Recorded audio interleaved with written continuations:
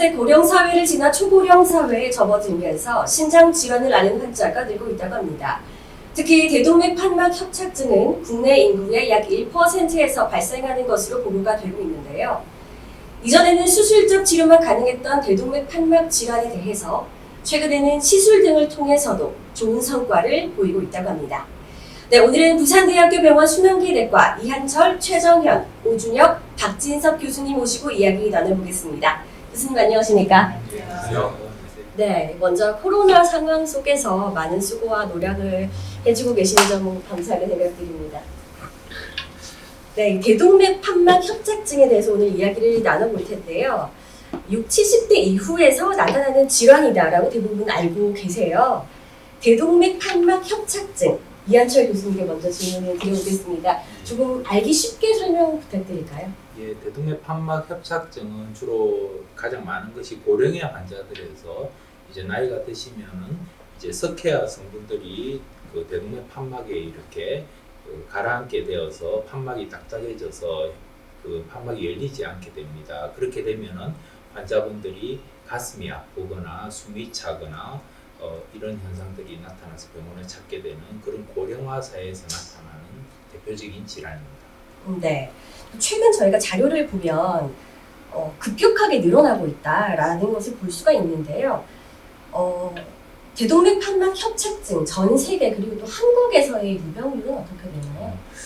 대동맥 판막 협착증은 주로 고령에서 생기는 질환입니다. 그렇기 때문에 유병률 자체가 자꾸 늘어나는 것은 이제 계속 평균 연령이 올라가고 고령화 사회가 되면서 환자분들의 오래 사시면서 더 환자분들이 많이 생기고 있습니다. 많이 생기고 있고 최근에 들어서는 뭐 저희 나라의 경우에만 거의 3만 명에 이르는 환자분들이 매년 발생하고 있고 매년 급격하게 증가하고 있고 앞으로 더 늘어날 것으로 판단이 되고 있습니다.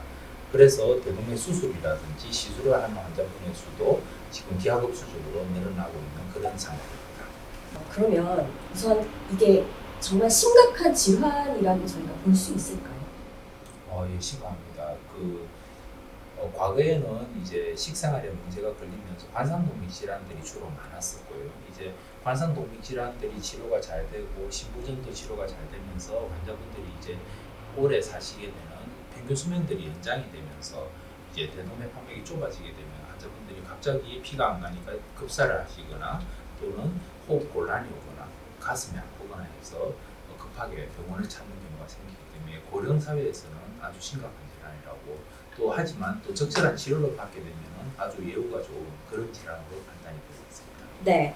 앞서 이제 호흡 곤란 증상이라고 말씀을 해주셨는데요. 최정현 교수님, 그러니까 저희가 이제 어떤 증상이 좀 나타나면 의심을 해볼 수가 있을까요?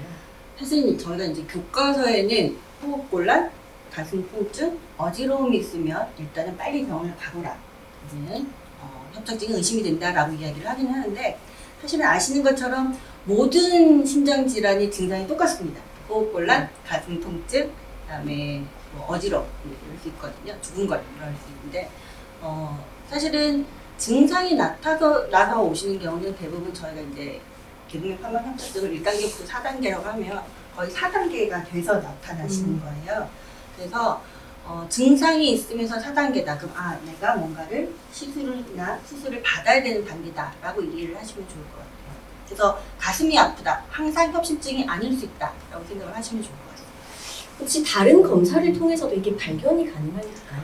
대부분의 경우가 사실 이제 우리 대장님께서 말씀을 하셨지만 60, 70대 이제 연령이 증가하면서 생기는 병이긴 한데 사실은 선천적으로 대동맥 판막이 두 개인 그런 질환들도 있어요. 이엽성 대동맥 판막이라고 하는데 그런 환자분들은 30, 40대에 나타날 수 있습니다. 그래서 본인이 무슨 건강검진을 통해서 뭔가 이상이 있다는 걸 이미 알고 계신 분들은 주기적으로 심장 초음파를 하시는 게 굉장히 중요합니다.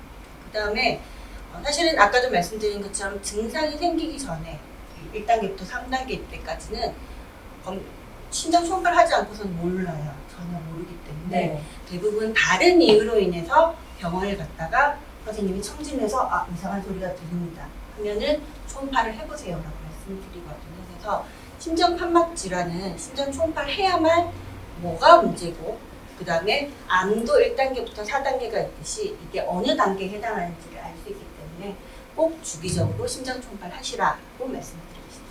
네, 뭐 다른 질환 때문에 왔더라도 한 번씩은 심장 초음파를 받아보는 게 좋다라는 그렇죠. 말씀. 그 다음에 이제 요즘은 사실은 우리나라 같은 경우는 심장 초음파가 다른 나라에 비해서 굉장히 수가가 싸기 때문에 비교적 접근이 쉽거든요. 그래서 흔히 특히나 수술 전에 다른 것 때문에 수술 전에 하시는 경우가 많아요.